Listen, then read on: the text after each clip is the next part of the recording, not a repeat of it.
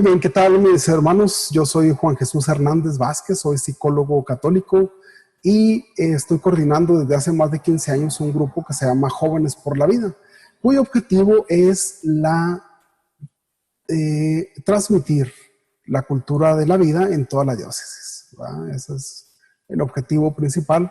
Y dentro de los muchos temas que damos, estamos dando también el de sexualidad integral, es decir, desde la perspectiva cristiana. ¿Qué nos dice la Iglesia? ¿Qué es la sexualidad? ¿Qué es la sexualidad? Entonces de eso vamos a hablar el día de hoy, ¿les parece?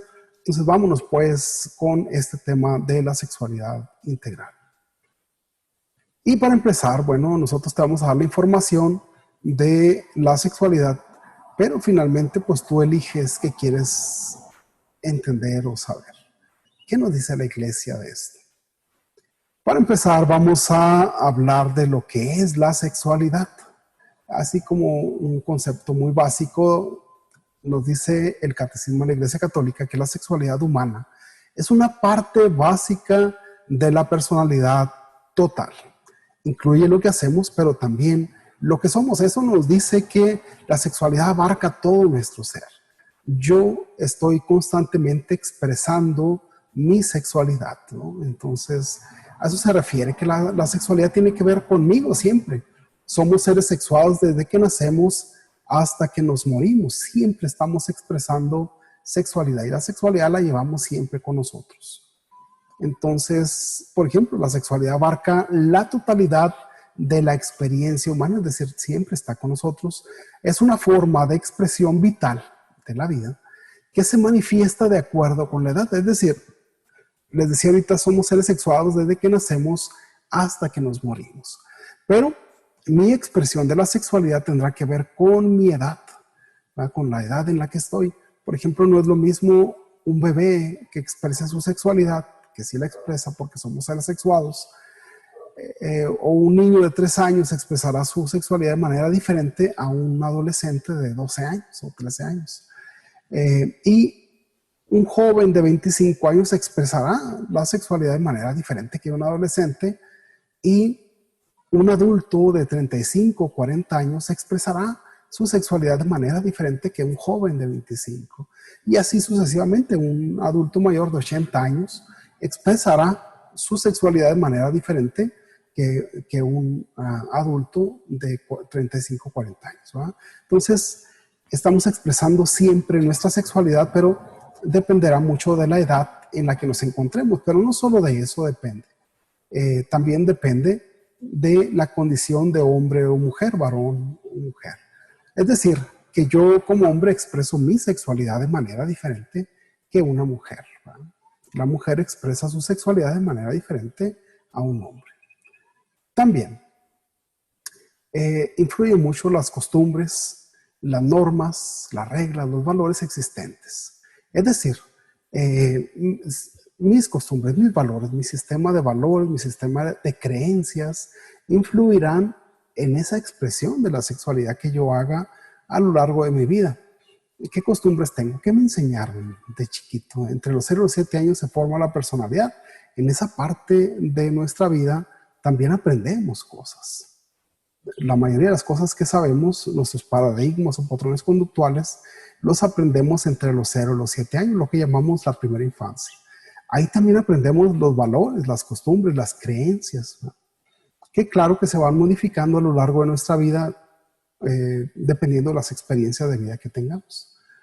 Pero bueno, también la sexualidad se relaciona con nuestros afectos, nuestra afectividad, y con nuestra manera de expresar esa afectividad. La sexualidad también tiene que ver con eso, ¿no? Luego entonces, la sexualidad sería, así de manera también muy sencilla, una forma de expresión de los seres humanos que está asociado a los procesos sociales, biológicos, psicológicos, espirituales y culturales. La sexualidad tiene que ver con eso, ¿eh? Con estos procesos.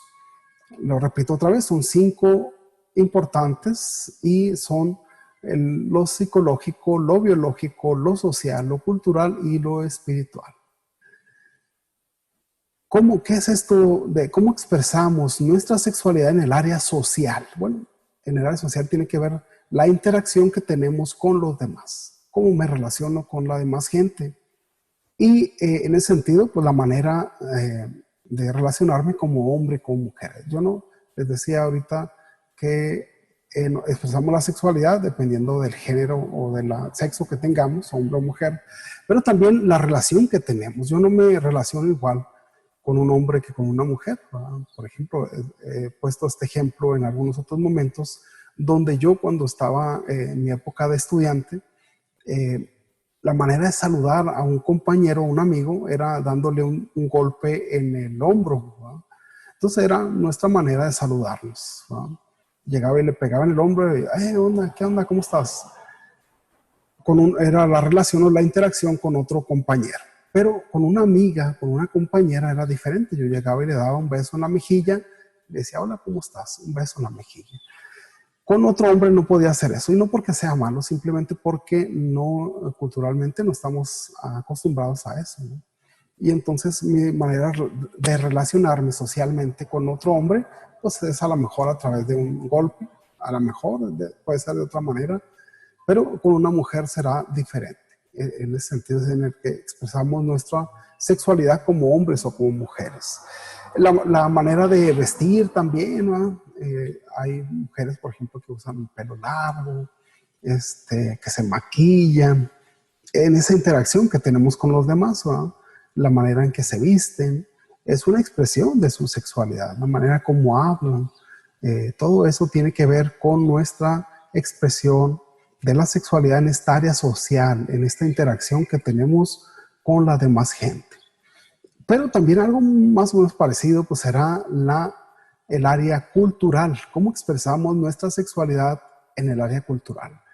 También la manera de vestir, la manera de hablar, la manera de vivir, pero dependiendo de la región del mundo en la que crezcamos y aún de la región de nuestro propio país donde estamos viviendo. Es decir, por ejemplo, aquí en el estado de Chihuahua. Eh, yo no puedo salir aquí a la calle en calzones, por ejemplo, ¿no? O en ropa interior, no puedo, porque me llevaría a la policía. Sin embargo, si vamos a la Sierra Tarahumara, vemos hombres que andan con calzones, ¿no? O con ropa interior, con las zapetas, con el taparrabo, ¿no? Que nada más le tapa el rabo. Entonces, pero allá está bien, culturalmente es aceptable, ¿no? De hecho, alguna vez, en algún momento, recuerdo haber visto a un español que andaba vestido como tarahumara y también traía su zapeta, ¿va? Le decíamos que traía sus zapetas y él decía que sí, bueno, pues es aceptable allá en aquella región porque culturalmente así es.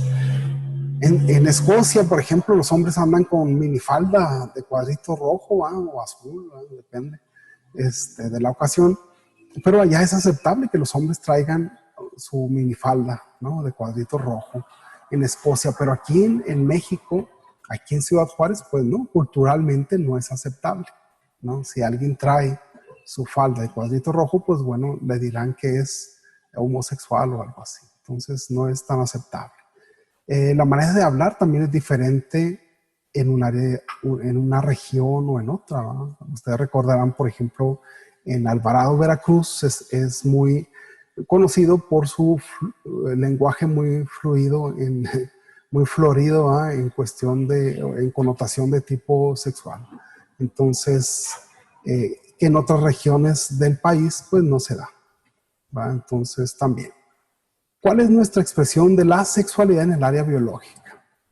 En el área biológica, bueno, pues es todo lo físico, nuestra dimensión física, nuestra biología. La sexualidad tiene una dimensión biológica. Nuestros deseos, nuestros comportamientos sexuales dependen, entre otros factores, de nuestras hormonas sexuales. El principal órgano sexual no es nuestro sistema reproductivo, sino nuestro cerebro, ¿verdad? Pues ahí tenemos una glandulita que segrega ciertas hormonas de tipo sexual. Entonces, el área biológica pues será todo lo físico. ¿Cómo expreso mi sexualidad en el área física? Pues con mi físico, ¿eh? Mire, por ejemplo, yo tengo vello facial, aquí tengo barba, pero también tengo bigote en la barba por acá, tengo vello en el pecho, en la espalda, los hombros, ¿eh? Eso si alguien me ve va a decir, pues es un hombre. Es decir, sin que yo lo diga, ya estoy expresando mi sexualidad como varón, como hombre, ¿no? La espalda ancha, no sé, o sea, mi tez, mi piel tosca, ¿va? Diferente a la mujer. Por ejemplo, la mujer tiene su piel muy bonita, muy tersa, como porcelana, sus manos delgadas, bonitas también, su cuerpo estético, delgadita o muy tierno, o sea, diferente al hombre, ¿va? Tiene caderas anchas, le crece el busto, qué sé yo. Son expresiones de su sexualidad en el área biológica. Su físico, ¿va? Está expresando su sexualidad. Entonces, esa es la expresión de la sexualidad en el área biológica. Luego nos vamos al área psicológica. ¿Cómo expresamos nuestra sexualidad en el área psicológica? Bueno, la manera en que pensamos, la forma en que sentimos, cómo lo expresamos, todo eso es parte de nuestra sexualidad. La forma en que nos relacionamos afectivamente con otros o con otras personas, si amamos y si nos dejamos amar, eso también es parte de nuestra sexualidad. Recordemos que la psicología es el comportamiento humano. Es la ciencia que estudia el comportamiento humano, pero también estudia nuestro pensamiento, nuestra mente, nuestras emociones, ¿verdad? Todo eso. Entonces, eso es parte de nuestra afectividad. Eso es parte de nuestra expresión de la sexualidad en el área psicológica. Aquí entra el amor, por ejemplo, ¿no? Esa expresión de amor que tenemos por las personas entra en esta área de mi expresión de la sexualidad en el área psicológica. Luego tenemos otra área que es el área espiritual. Nosotros somos co-creadores con Dios, pero porque es un regalo de Dios. La sexualidad es un regalo de Dios. Es un don de Dios. Don quiere decir regalo. Y Dios nos hace partícipes, co-creadores con Él para poder generar vida, ¿no? Entonces Dios nos dio ese gran regalo de poder generar vida. El área espiritual enfatiza todo aquello que es lo mejor para el ser humano. ¿Qué es esto? Bueno, cuando yo doy lo mejor de mí, no solo en una relación de pareja, sino siempre, estoy expresando mi sexualidad en ese sentido, pero si doy lo mejor de mí en una relación de pareja, también estoy expresando mi sexualidad en ese sentido. Si respeto a mi pareja, si quiero que mi pareja crezca, como persona, que sea mejor persona cada vez, si yo la respeto, etcétera. Eso es parte de la expresión de la sexualidad en esta área espiritual. Aquello que promueve y fomenta su dignidad, la dignidad de la persona, ¿no? Si yo hago todo porque se fomente la dignidad de mi pareja, bueno, pues estoy haciendo una expresión en el área espiritual, pero también de mi persona. Si yo promuevo y fomento mi propia dignidad, ¿no? Porque de pronto, por ejemplo, en cuestiones de pornografía, pues obviamente mi dignidad se va a la basura, ¿va? Y no la promuevo. Entonces, si yo promuevo mi propia dignidad, también estoy actuando en esta área espiritual. Si de alguna manera ataco o quito de mi vida todos aquellos antivalores que atentan contra mi propio desarrollo integral, o quito los antivalores que atenten contra el desarrollo integral de mi pareja, ¿verdad?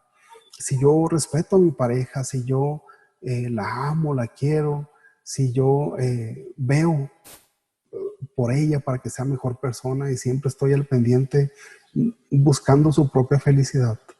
Entonces eso es lo que me hace a mí estar expresando mi sexualidad en esta área espiritual. Si se fijan, la sexualidad no se reduce a la mera genitalidad, sino que va más allá. Estas 5 áreas son parte de toda mi vida: el área social, el área psicológica, el área espiritual, el área cultural, el área social, ¿no? Entonces, bueno, solemos confundir algunos términos, por eso debemos diferenciar lo que es la sexualidad de la genitalidad. En primer lugar, tenemos que la genitalidad se refiere solo a los órganos sexuales, al encuentro de estos, es decir, a lo que llamamos relación sexogenital. El encuentro de los genitales le llamamos relación sexogenital.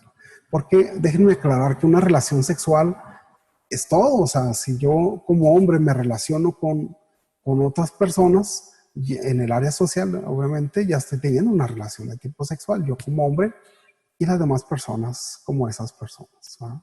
Entonces, a la unión de los genitales se le llama relación sexogenital o unión de los genitales, o también se le llama coito, cópula, fornicación, etcétera. En cambio, la sexualidad es un proceso biológico. Les decía que segregamos una serie de hormonas que nos activan esta parte sexual. Tenemos una energía libidinal que está dentro de nosotros, ¿no? La sexualidad entonces es un proceso biológico, ciertamente por todas estas hormonas que andan dentro de nosotros, pero también es un proceso emocional, ¿verdad? Es una expresión de nuestro propio ser que va desde una pequeña caricia, una mirada, un gesto, una palabra. ¿Quién de ustedes no se la ha pasado hablando por teléfono con su novia, con su novio, ¿verdad? Después de haber estado con él toda la tarde, ¿verdad? Llegas a la casa y le vuelves a hablar porque la extrañas. Esa parte es una expresión de nuestra sexualidad, que no necesariamente tiene que ver con el coito, con la fornicación o con la cópula, ¿no? Tiene que ver con nuestros sentimientos y nuestras emociones. Tiene que ver con el amor, ¿no? Una mirada, un gesto. Yo recuerdo cuando estaba en la secundaria y me gustaba una muchachita y una vez me agarró la mano, ya sentía yo que andaba en el cielo, ¿no? Y era solamente agarrar la mano o que me miraba, me ponía rojo, ¿no? Entonces, esa es la parte eductiva, son situaciones de educción de la sexualidad, una palabra, ¿no? Entonces, bueno, la sexualidad está influenciada por las creencias personales, ¿no? Es decir, lo que yo creo, personalmente lo que yo creo, así me voy a expresar mi sexualidad. Si yo creo que la sexualidad son cochinadas, son peladeces, son cosas del diablo, bueno, pues de esa manera voy a actuar en la cuestión sexual. En cambio, si yo creo que la sexualidad es un regalo de Dios, bueno, pues lo voy a cuidar mi sexualidad, voy a tener una sexualidad plena dentro de los márgenes y parámetros de lo que Dios nos pide, ¿verdad? También la sexualidad está influenciada por mis creencias religiosas, ¿no? Recordemos que hay diferentes tipos de religiones. La hindú, por ejemplo, en la India, la budista, los musulmanes, la hinduista, ya lo dije, el cristianismo. Entonces, todo eso me va a, según la religión que yo tenga, pues también va a hacer que yo me comporte de tal o cual manera, ¿no? Va a influenciar. Todo esto influye pues en lo que yo haga.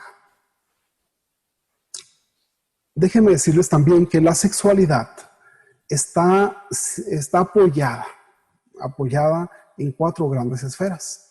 Una es la afectividad. La afectividad, otra es el género o el sexo, otra es la genitalidad y otra es la procreación. Estas cuatro esferas están apoyando lo que es la sexualidad. Si alguna de ellas se pierde o se cae, pues nuestra sexualidad se tambalea, ¿no? Algunas veces he hecho esta dinámica en algunos grupos donde pongo a cuatro personas cargando a una y cada una de esas cuatro personas tiene estos nombres, ¿no? Y voy quitando algunas de estas, por ejemplo, cuando tenemos relaciones sexuales, relaciones sexogenitales sin amor, quitamos la afectividad de ahí y entonces nuestra sexualidad se queda nada más soportada por el género, la genitalidad y la procreación. Entonces, aunque está fuerte, se tambalea, ¿no? Pero de pronto, quitamos la procreación porque no queremos tener hijos, ¿no?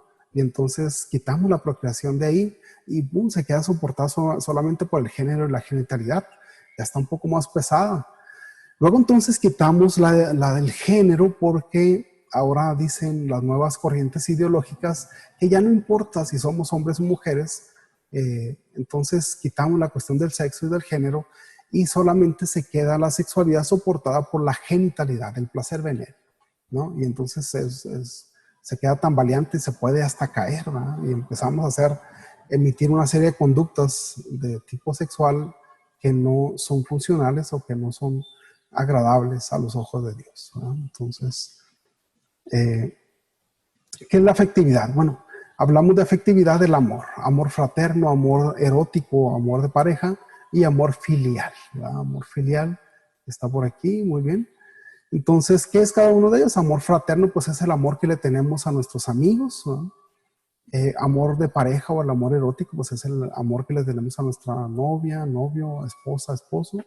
Y el amor filial es el amor que le tenemos a nuestra familia, a nuestra mamá, papá, tíos, abuelos, primos, etcétera, hermanos, ¿no? Ese es el amor filial. Luego tenemos lo que es el género o el sexo. El sexo será ser hombre o ser mujer, el género será femenino o masculino. Y luego tenemos la procreación, que es ese don maravilloso que nos dio Dios de poder procrear, de tener hijos, ¿va? En la unidad del matrimonio. Y luego, por último, tenemos la genitalidad, que es el coito, la fornicación o la cópula. Es decir, la genitalidad es la unión de los órganos genitales, el pene y la vagina. La unión de ellos se llama genitalidad. Es el coito, que es lo legal dentro del matrimonio, la fornicación, que es fuera del matrimonio, es pecado, y la cópula, que es la unión de los genitales, pero en animales. Podemos decir entonces que la sexualidad no es algo puramente biológico, es decir, un encuentro entre dos cuerpos, sino que mira a lo íntimo de la persona, de ahí que deba ser instaurada junto al amor, a su lado y envuelto por él. La sexualidad entonces no es solamente un placer venir. La sexualidad tiene que ser llena del amor.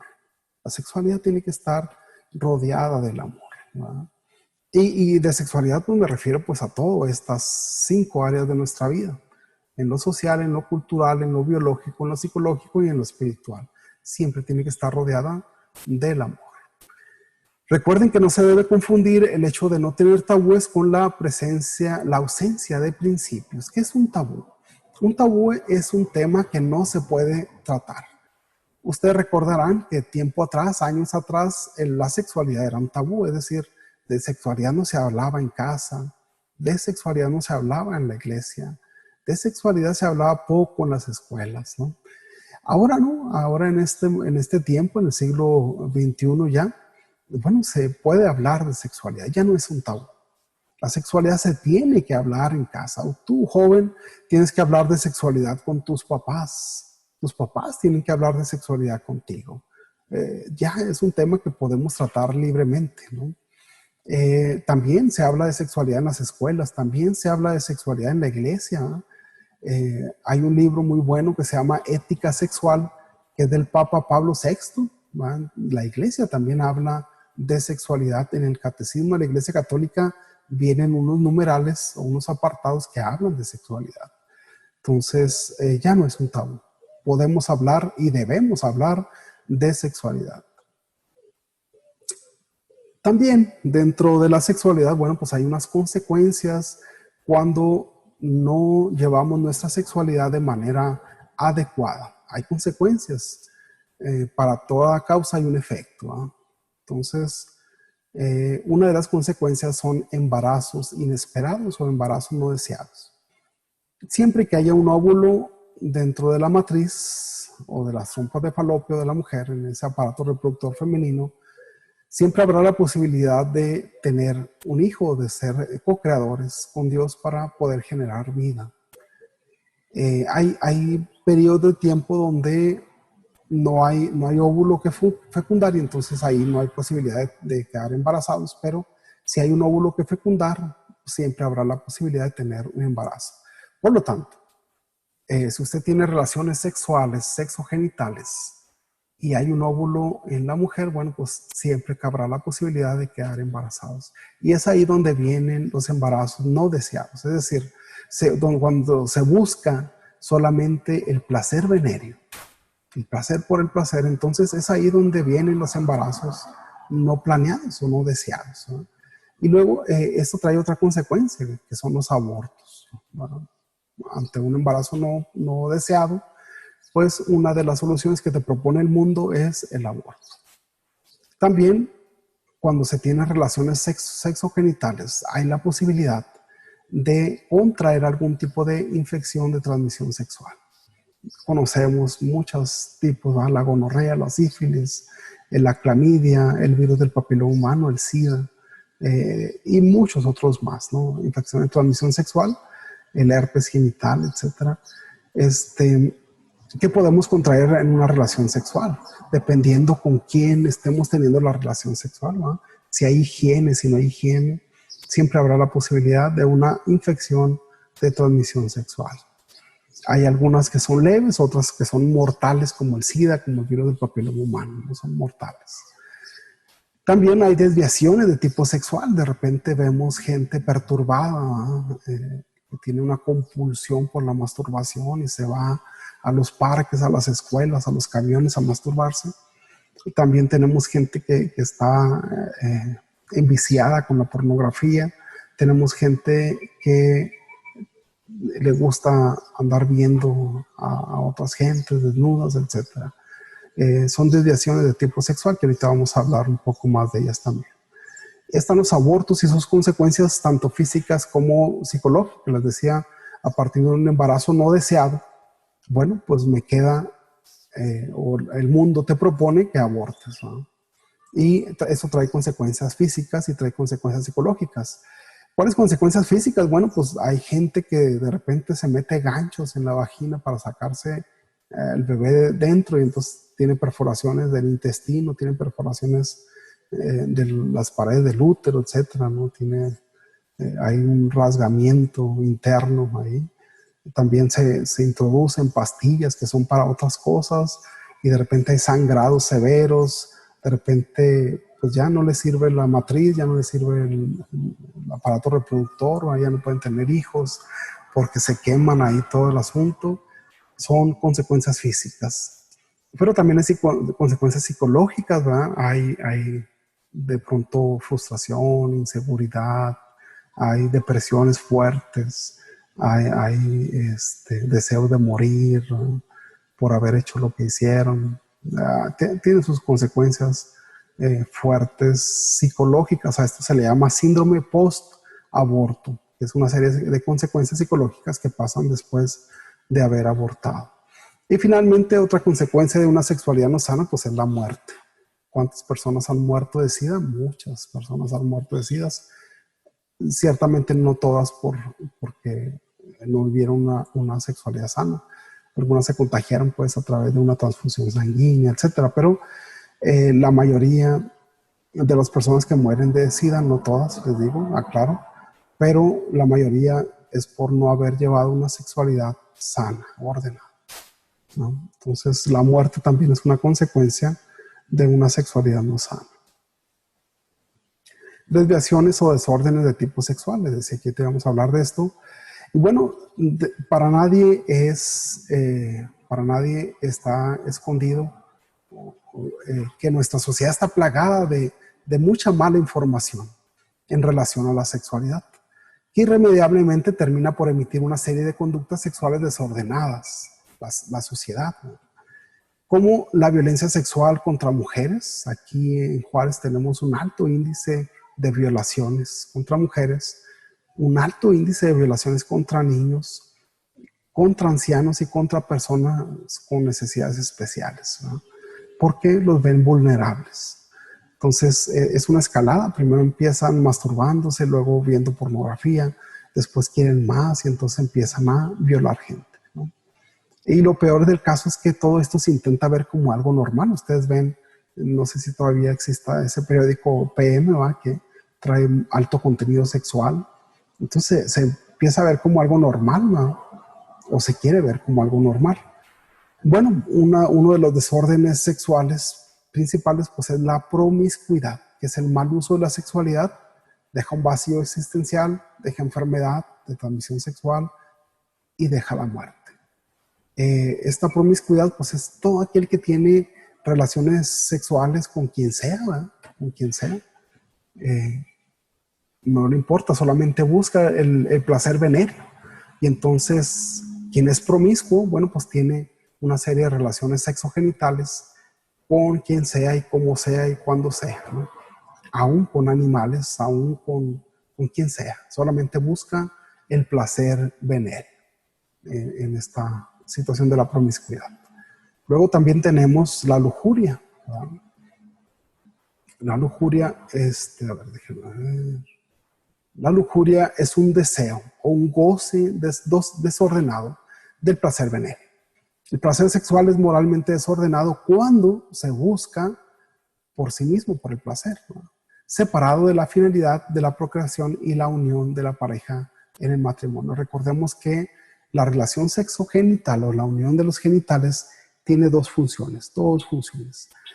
Una es procreativa y otra es unitiva, es decir, una de ellas es para poder tener hijos, la otra es para la unión de la pareja dentro del matrimonio. Dos funciones: la relación sexogenital, procreativa y unitiva. Luego también tenemos por ahí como un desorden de tipo sexual, tenemos a la pornografía. Esta desnaturaliza la finalidad del acto sexogenital y atenta gravemente contra la dignidad de la persona que actúa, pero también de la persona que observa estas pornografía, ¿no? Luego tenemos la prostitución, que atenta contra la persona que se prostituye, que queda reducido al placer venéreo o al beneficio económico. Es una lacra social que afecta tanto a las mujeres, a los niños y a los hombres. Entonces, bueno, estas son situaciones, ¿verdad? La pornografía envicia.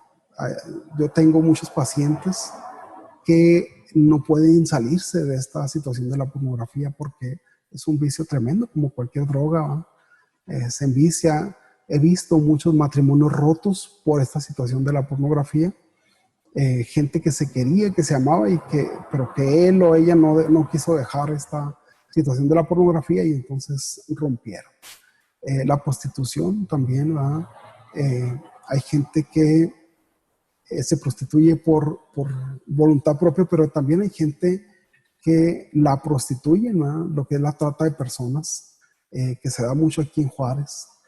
Gente malvada que va agarrando niños o niñas y los prostituye a fuerzas, ¿no? La trata de personas. Y entonces mucha gente contribuye a eso, ¿no? La gente que va y pide los servicios de ese niño, de esa niña, está contribuyendo a esta situación de trata de personas y de prostitución. Luego entonces tenemos también la masturbación. Es la excitación voluntaria de los órganos genitales con el fin de obtener placer venéreo. Es un acto egoísta donde solamente se busca el placer por el placer. Por lo tanto, es un acto desordenado. Está también la fornicación, que es la unión de los genitales. Es la unión carnal entre un hombre y una mujer fuera del matrimonio, ¿verdad? Es contrario a la dignidad de las personas y de la sexualidad humana, donde también se busca solamente el placer venéreo.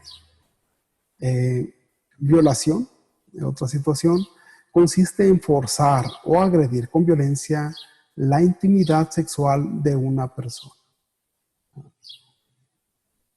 Tenemos la homosexualidad, que es una preferencia sexogenital con personas del mismo sexo. A eso también se le llama, ya se me olvidó. Bueno, la sexualidad. De esto pudiéramos hablar muchísimo, ¿no? De la cuestión de la homosexualidad, que es la atracción por el mismo sexo. De repente nos preguntamos, no sé si ustedes se habrán preguntado, ¿la sexualidad con ella se nace o se hace? La iglesia nos dice que la homosexualidad es una conducta aprendida. Es decir, se hace, es una conducta aprendida en la primera infancia, entre los 0 y los 7 años, donde se forma la personalidad. Ahí sucede alguna situación, casi siempre sucede algo que nos lleva a emitir esta experiencia, pues, de la homosexualidad.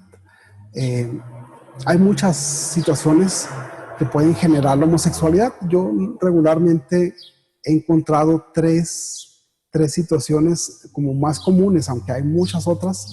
He encontrado tres ahí en la práctica profesional como psicólogo. He encontrado tres más comunes. La primera de ellas es la violación o el abuso sexual que se hace de los niños en esta etapa entre los 0 y los 7 años. Imagínense ustedes a un niño siendo penetrado de tipo anal por un adulto, ¿verdad? El adulto solamente busca el placer venéreo y viene y penetra analmente a un niño de 5 años. Imagínense usted, es un niño de 5 años siendo penetrado por un adulto. Esta situación es dolorosa. ¿Por qué? Pues porque el recto, el ano, no está diseñado para que le introduzcan cosas. Está diseñado para evacuar, para sacar cosas. Es un conducto para sacar cosas y así está diseñado de tal manera que cuando hay una penetración hay una ruptura, ¿no? Se rompen algunos venitas de ahí del recto, ¿no? Y entonces es doloroso. Entonces ese niño de 5 años sufre dolor, mucho dolor. Pero también sabemos que es una zona erógena, es decir, es una zona placentera. Entonces, este niño que está siendo violado tiene dos situaciones, dolor y placer. Pero también si este niño es forzado a través de la violencia, pues entonces tiene otra situación más, tres cosas. También tiene coraje, ¿verdad? Coraje, miedo, susto, se asusta, tiene miedo, pero tiene coraje y siente placer, pero siente mucho dolor. Entonces, esta situación, bueno, depende de cuál es la situación o el sentimiento más profundo que le causa esto, será la reacción de este menor.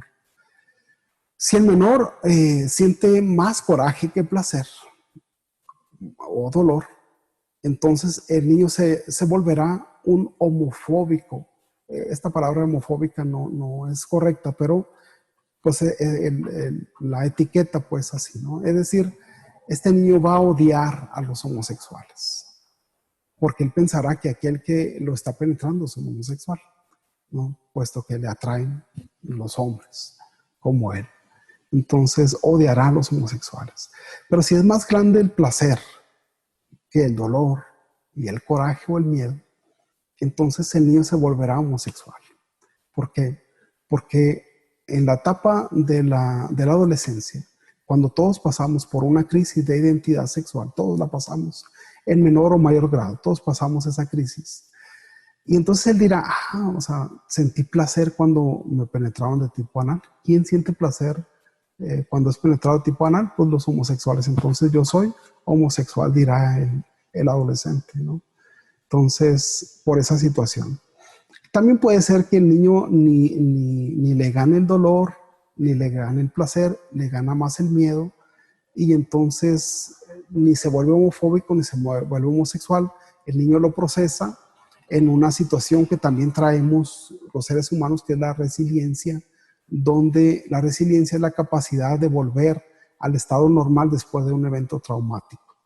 El niño vive un evento traumático con la violación y sin embargo a través de la resiliencia él puede volver a su estado normal, es decir, no le afecta ni para bien ni para mal. Es una experiencia, ¿no?, que vivió, pero la sabe procesar o va a terapia psicológica donde le ayudan a procesarla y entonces el niño vive normal su vida. Pero bueno, esa es una de las principales situaciones que suceden en la homosexualidad. Niños que son abusados entre los 0 y los 7 años, que son violados. Y entonces el niño tiene una tendencia hacia la homosexualidad. Tendencia, no es que todos los niños violados sean homosexuales, no. Tiene una tendencia, ¿no? Dependiendo de la experiencia, cómo procese la experiencia. Esa es una de ellas. La otra será cuestiones genéticas. Nosotros tenemos hormonas femeninas y masculinas. Para cuestión didáctica, digamos que tenemos 70% de hormonas masculinas, los hombres, y un 30% de hormonas femeninas. Las mujeres tendrán 70% de hormonas femeninas y 30% de hormonas masculinas. Esto nomás por cuestión didáctica, ¿no? Para poder aprender, para poder darnos a entender que tenemos más hormonas dependiendo del sexo que tengamos. Pero ¿qué pasa si hay una descompensación en este sentido? Los hombres que en vez de 70% de hormonas masculinas tengan un 60% de hormonas masculinas y un 40% de hormonas femeninas. Esto no lo hace homosexual, sin embargo hay un cambio físico. De pronto vemos niños que parecen niñas, que tienen, no sé, rasgos físicos, biológicos de niña, por este cambio hormonal. Y entonces, ¿qué le empieza a decir la gente alrededor? Es una niña. O también vemos niñas que parecen niños, ¿verdad? Vemos niñas en la adolescencia que les sale bigote, que la voz se les hace gruesa, ¿verdad? ¿Por qué? Pues por esta variante en las hormonas femeninas y masculinas, ¿no? Eso por sí mismo o por sí solo no hace la homosexualidad. Recordemos que la sexualidad es una conducta aprendida. Entonces, ¿qué pasa alrededor? Pues que le empiezan a decir que ciertamente es una machorra la niña, ¿va? Porque parece hombre, va, tiene el cuerpo de hombre, o el niño tiene cuerpo de mujer, le empieza a decir que es una niña, que es una muñequita, etcétera, ¿no? Miles de cosas. Cuando llegamos otra vez a esta situación de la crisis de identidad sexual de la adolescencia, el niño dice, pues es que así nací, todo el mundo me ha dicho, siempre me han dicho que soy una niña en un cuerpo de un niño. O la niña dirá también, pues siempre me han dicho que soy un niño en el cuerpo de una niña, ¿no? Pero es esta cuestión hormonal. Aclaremos pues que no es por las hormonas, eso por sí mismo no hace la homosexualidad, sino el contexto, el entorno, la gente que empieza a etiquetar al niño o a la niña. Eso es lo que hace que el niño se etiquete o se vea a sí mismo como homosexual. Y la otra es por cuestión del complejo de Edipo o el complejo de Electra, ¿no? Dice Freud que cuando nosotros pasamos entre los 3 y los 7 años, pasamos por una situación de complejo de Edipo. Esto viene por la mitología griega, ¿no? Donde Edipo se enamora de su mamá y mata a su papá por el amor de su mamá. Es una fábula, ¿no? Griega. Pero entonces Freud, agarrando esta fábula griega, etiqueta esta etapa de nuestra vida donde nosotros entre los 4 y los 7 años, 4, o sea, a los 7 años, nos enamoramos de nuestra mamá. Aunque no es un enamoramiento erótico, es un enamoramiento más bien de tipo afectivo, ¿verdad? De apego. Decimos, mi mamá es mía, ¿no? Y competimos por el amor de nuestra mamá con nuestro papá. Y en algún momento nos damos cuenta que no podemos competir con papá por el amor de mamá. Y entonces es ahí donde adquiero mi identidad masculina. ¿Por qué? Pues porque quiero ser como mi papá para agradarle a mamá, ¿no? Entonces es ahí cuando vemos al niño que se pone las cosas del papá, quiere ser como su papá, los zapatos del papá, la corbata, no sé, todo lo que papá usa, él lo quiere usar, porque quiere ser como su papá. Adquirir una identidad masculina, pero ¿qué pasaría si el niño no quiere ser como su papá? No quiere ser como su papá, no es un modelo que él quiera seguir, entonces él a veces puede decidir ser como su mamá. Y entonces usa los tacones de la mamá, usa lápiz labial de mamá, y la gente que está alrededor le empieza a decir que es un homosexual, que es un maricón, ¿no? Que es una mujercita, que es una niña. En sí, el complejo de Edipo no hace el homosexual, pero la gente que está alrededor, que ve a ese niño que quiere ser como su mamá, el niño solamente está imitando una conducta de una persona a la que admira, que es su mamá, y él quiere ser como ella, entonces se viste como ella, quiere ser como ella, camina como ella, habla como ella. Y entonces la gente que está alrededor le dice, pareces niña, no, eres mujercita. Y entonces en la crisis de identidad sexual el niño vuelve a decir lo mismo, ¿eh?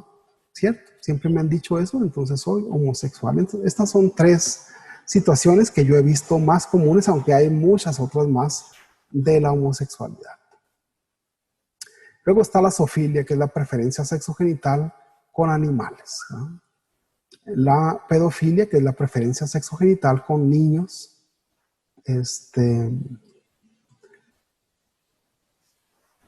Entonces, bueno, de alguna manera también estas situaciones se dan en la primera infancia, entre los 0 y 7 años. Algo sucede ahí que adquieren esta situación de zoofilia, pedofilia. Y otras muchas más, faltó el voyerismo, otras más, la atracción sexogenital con muertos, también la necrofilia y así, ¿no? Entonces, bueno, aquí la situación es, el tener relaciones sexogenitales antes del matrimonio puede traerte serias consecuencias. Hasta aquí el tema de la sexualidad en el ámbito o desde la perspectiva cristiana. Tu amigo y servidor Juan Jesús Hernández del grupo de Jóvenes por la Vida te saluda y espero que haya sido para bien este tema. Dios te bendiga.